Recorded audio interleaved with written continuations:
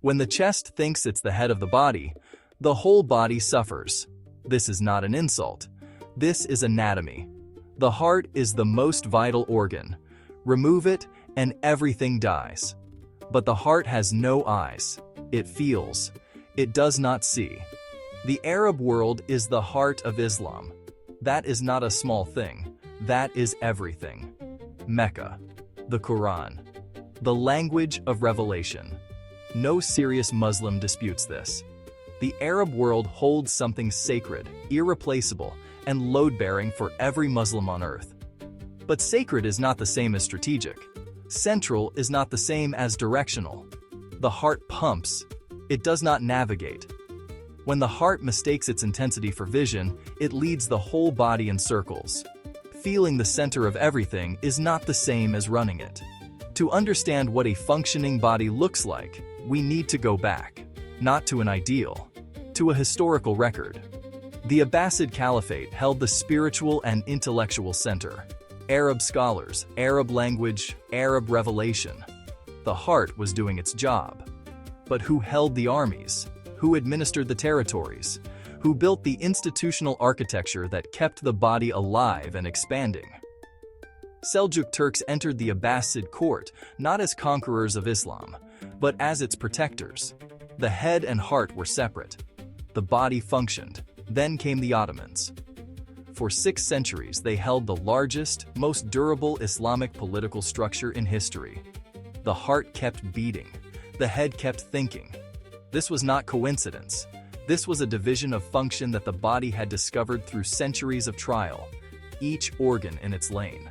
Then the body broke. The Ottoman Empire, let's just say, collapsed. The nation-state system carved the Muslim world into administered fragments. And something else happened. The head disappeared, and the chest stepped into the vacuum, not out of malice, out of grief. When you lose the head, the chest does what chests do. It feels the wound intensely. It identifies the enemy. It generates heat. It waits for a miracle. That is where we have been for 100 years. A body running on chest, feeling everything, seeing nothing, building nothing. And into that vacuum came a class of analysts, commentators, scholars, telling the chest exactly what the chest wanted to hear. Let me give you one name: Sam Hamdi. Political analyst, presents himself as a committed Muslim voice on global affairs. Sami Hamdi tells Balkan Muslims they converted to Islam for the benefits the Ottoman system offered. That is his claim. Let us test that against the record. In the Ottoman system, it was the minorities who held tax advantages and protected commercial status. Muslims carried the heavier administrative and military burden. If conversion was transactional, the math points in the opposite direction entirely. But the record gets sharper. Albanians lived under Ottoman rule for 200 years before any mass conversion happened. 200 years.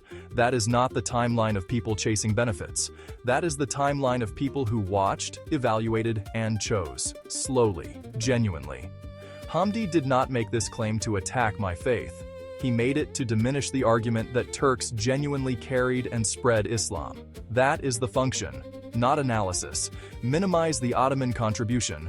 Detach the Turkic world from its Islamic civilizational role. Keep the head confused about what it is. Then look at his prescription for the Ummah.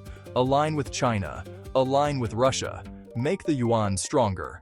That is his geopolitical advice to Muslims. Why China? Why Russia? Why not build toward the Muslim states that are already moving? Turkey, Pakistan, Azerbaijan. States with skin in the game. That would be the Muslim geopolitical argument. Instead, the advice is to strengthen powers that have no interest in Muslim restoration whatsoever. That is not analysis. That is a function. And Arab commentators do not push back on Sam. They amplify him. The chest cannot evaluate this clearly, because the chest measures everything against an internal feeling of what justice should look like. Take Erdogan. He has been the loudest consistent government voice on Palestine of any leader on earth. Not occasionally. His entire career. What do Arab commentators say every time he speaks? All talk. Like parrots. Every single time. All talk. But all talk looks completely different when every other politician is silent or whispering. Relative to the field, Erdogan is the only one shouting. The chest cannot calculate relative performance. It only measures against the perfect feeling it carries inside. Nothing clears that bar. Nothing ever will. Then comes the unity argument. The Ummah will unite behind a good leader. Just find the right leader and everything follows. That is not a strategy. That is a feeling about what relief would feel like. The chest imagining the moment the pain stops. You are not proposing a solution. You are proposing to wait for one. That is hope dressed as analysis. The body cannot survive on hope alone. Good leaders do not appear. They are produced. By institutions, by culture, by a body that has already done the structural work required to receive them. You don't wait for a leader with wings. You build the runway first. Then the plane has somewhere to land. So who is building the runway? While the chest talks, who is quietly doing the work? Turkey initiated the organization of Turkic states, a political, economic, and cultural bloc connecting Turkic peoples across a vast geography.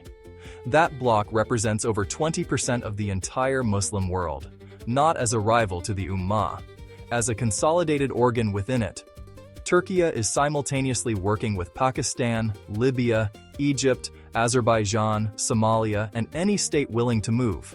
Not waiting, not talking, constructing. Piece by piece. Nobody is announcing this as the restoration of Islamic strategic function. There are no declarations. There is just the work. The Ottomans had a vision for what came next. Transform the empire into something modern, a united body of peoples. Call it Neo-Ottoman if you like, or a United States. But they could not do it. Not because the vision was wrong, because executing it required drawing hard borders on peoples whose borders ebbed and flowed. Exclusionary lines. Not to mention, the Ottoman operating system was synthesis. It could not become the thing that was destroying it. That is not weakness. That is a different civilization entirely. But the project was interrupted. The body was carved up. The head went quiet. The chest thought it took over. But interrupted is not finished. The Turkic axis is not Turkish nationalism. It is the first consolidation of the organ that was always supposed to think. The heart of Islam is Arab. That is real. That is sacred. That will never change. But the heart that declares itself the head does not elevate itself. It paralyzes the body. And a paralyzed body cannot defend its own heart. Islam is perfect. Muslims are far from it. Saying that as a proud Muslim is not weakness. It is the beginning of the map. We do not need a miracle. We do not need to wait. Someone is already busy. While everyone else is still talking about talking, the chest feels everything. That is its gift. But the body needs its head back. And somewhere, quietly, the head is remembering what it is. As Muslims, the choice is simple. Help build or get out of the way. Stop repeating the same mistake with different empires. Sami Hamdi wants you aligned with Russia and China. His predecessors wanted you aligned with England and France. The script is the same, only the flag changed.